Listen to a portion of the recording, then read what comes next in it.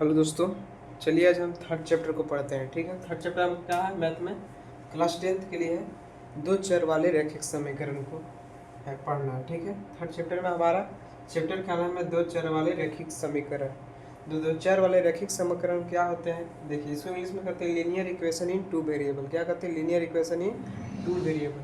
अब कहिएगा कि टू वेरिएबल बोल रहा है। ठीक है, वेरिएबल हम बताए थे, वेरिएबल और कांस्टेंट में भी अंतर बता चुके हैं। वेरिएबल क्या होता है, हमारा एक्स वाई जेड, मतलब जो भी हमारा क्या एबीसीडी होता है वो आप एक वेरिएबल हो गया। ठीक है, तो हमारा किसके रूप में इक्वेशन लिखने के लिए बोल रहा है, two variable equation in two variable. जैसे 2x मान लीजिए, अपने से उदाहरण लीजिए 2x प्लस वाई। ठीक है, प्लस मान लीजिए कुछ लिख लीजिए 5, तो x में x है, x में y। टू वेरिएबल अलग अलग है कि नहीं है, एगो x वेरिएबल एगो y वेरिएबल। तो यही हमको यही इसी समीकरण के रूप में, और समीकरण कब कहेंगे, जब बराबर में जीरो के लिखेंगे तब हमारा समीकरण हो गया। ठीक है, तो इसी फॉर्म में हमको क्या करना है, यही जो हमारा चैप्टर कर रहा है कि इसी फॉर्म के रूप में हमको पढ़ना है। ठीक है, सबसे पहले क्या करेंगे, सो देखिए सबसे पहले हम इंट्रोडक्शन पढ़ेंगे। तो इंट्रोडक्शन में याद रखिएगा कि सबसे अगर इस तरह का फिगर दिया रहे, ठीक है, इस तरह से हमारा फिगर दिया रहे, दिख रहा आप लोग के, इस तरह से हमारा फिगर दिया रहे, तो हम इसको क्या कहते हैं, ये जो है क्या है, इस तरह से हमारा जब फिगर दिया रहेगा तो इसको कहेंगे प्रतिच्छेदी रेखा है। पहले पूछेगा कौन सा रेखा है, तो प्रतिच्छेदी रेखा है। ठीक है, और ये कैसा है, ये जो है संगत है। क्या है, संगत है। और क्या है, इसमें जो है एक हल होता है। क्या होता है, एक हल होता है। इतना तो आप जानेंगे। ठीक है, इस बात को आप ध्यान में रखिएगा। आपको इस तरह से डायग्राम दे देगा, ठीक है, अब कहेगा कि कौन सा रेखा है। अगर ना तो फिर ऐसे देगा, क्या है, a1/a2 बराबर b1/b2।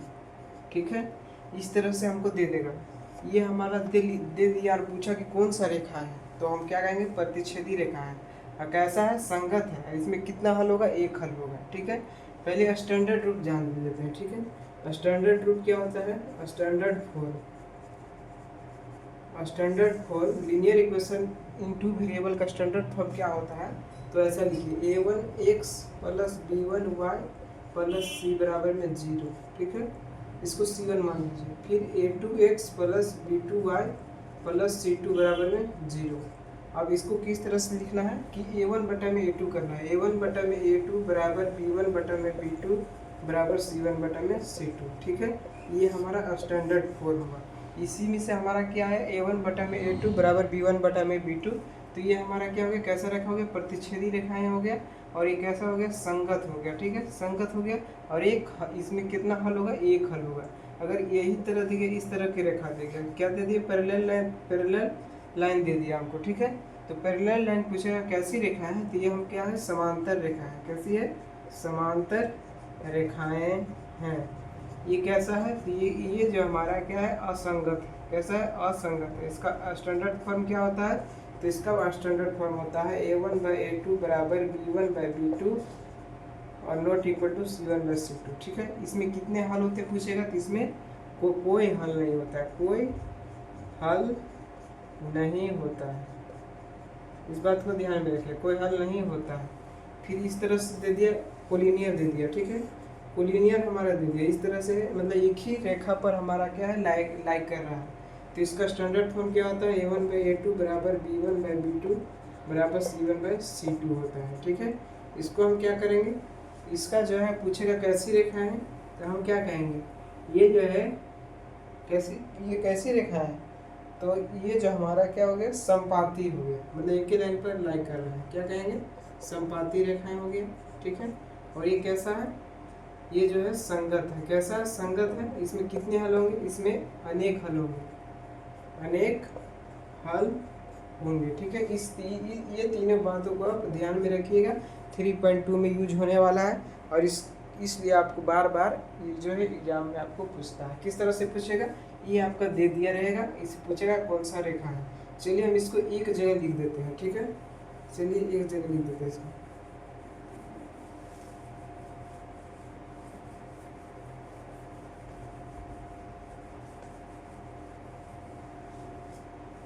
जैसे लिख दिए कि a1/a2 बराबर b1/b2। ठीक है, इसी तरह a1/a2 बराबर b1/b2 not equal to c1/c2। फिर a1/a2 बराबर b1/b2 बराबर c1/c2। ठीक है, इस तरह से हमारा पूछेगा। ये पूछेगा कैसी रेखा है, तो सबसे पहले कहेंगे प्रतिच्छेदी रेखा है।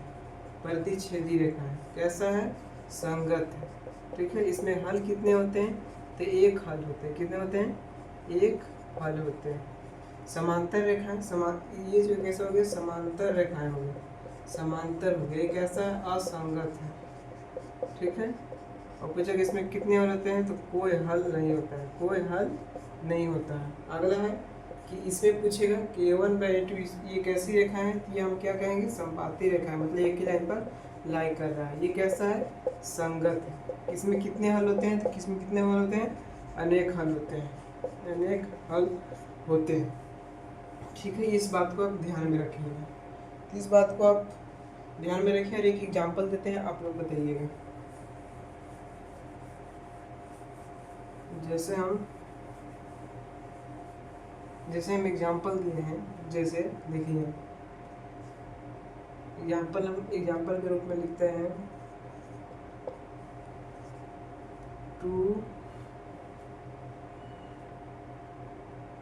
2x प्लस 6y प्लस 5 बराबर में 0।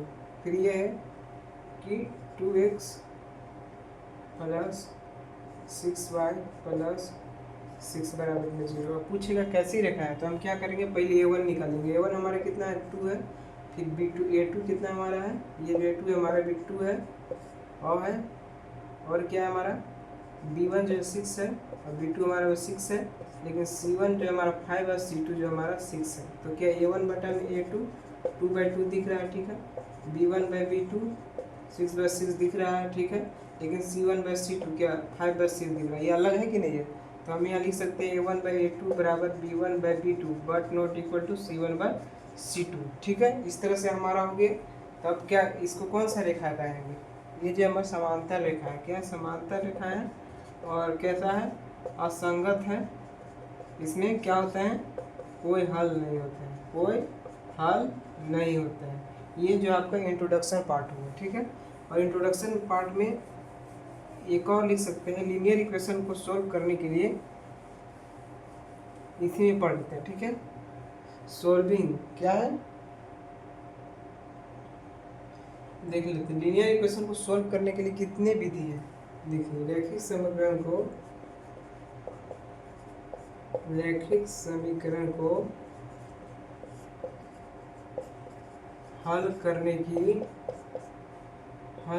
की 4 विधि है। ठीक है, पहला क्या है, ग्राफीय विधि। पहला ग्राफीय विधि, इसको कहेंगे ग्राफिकल मेथड। क्या कहेंगे, ग्राफिकल मेथड। और दूसरा हमारा हो जाएगा विलोपन विधि। विलोपन विधि, इसको इंग्लिश में कहते हैं एलिमिनेशन मेथड। क्या कहते हैं, देख लेते हैं। हाँ, एलिमिनेशन मेथड कहते हैं, एलिमिनेशन मेथड। ग्राफीय विधि से आपका एग्जाम में 5 नंबर में 5 ही नंबर में 5 या 3 नंबर में आपका फिक्स रहता है। ठीक है, ग्राफीय विधि से आपका निकाला, विलोपन विधि से आपका भी क्वेश्चन सोल्व करने के लिए है, लेकिन ग्राफीय विधि से डायरेक्ट पूछेगा ग्राफ बनाने के लिए 5 नंबर में। अगला है कि रिप्लेसमेंट प्रतिस्थापन विधि। प्रतिस्थापन विधि, रिप्लेसमेंट मेथड, रिप्लेसमेंट मेथड। अगला है थंडर मल्टीप्लिकेशन वर्ज गुणन विधि। वर्ज गुणन विधि, ठीक है, इसको कहते हैं thunder multiplication method. Multiplication method. ये जो आपका इंट्रोडक्शन पार्ट कंप्लीट हुआ। चलिए आप एक्सरसाइज 3.1 को सोल्व करते हैं।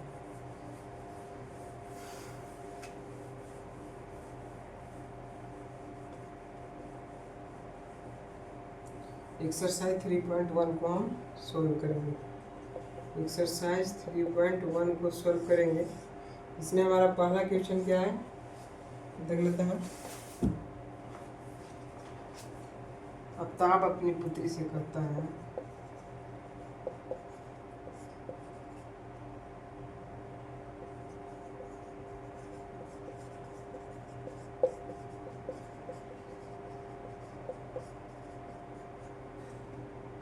क्या कहता है 7 वर्ष पूर्व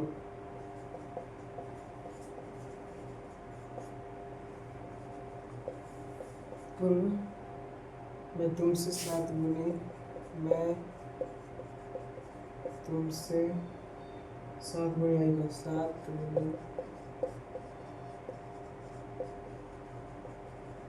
आएगा था। ठीक है, अब से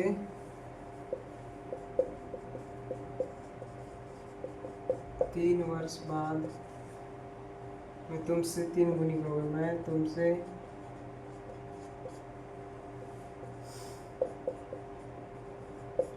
3 गुनी का आयु का 3 गुनी आयु का रह जाऊंगा आयु का रह जाऊंगा। ठीक है, इस स्थिति में बीजगणितीय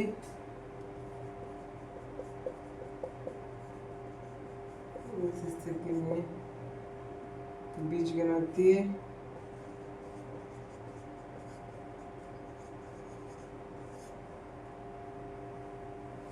नहीं तो इसी यहीं तक रखते हैं। ठीक है, क्या करते हैं अगला पार्ट में हम करने वाले हैं।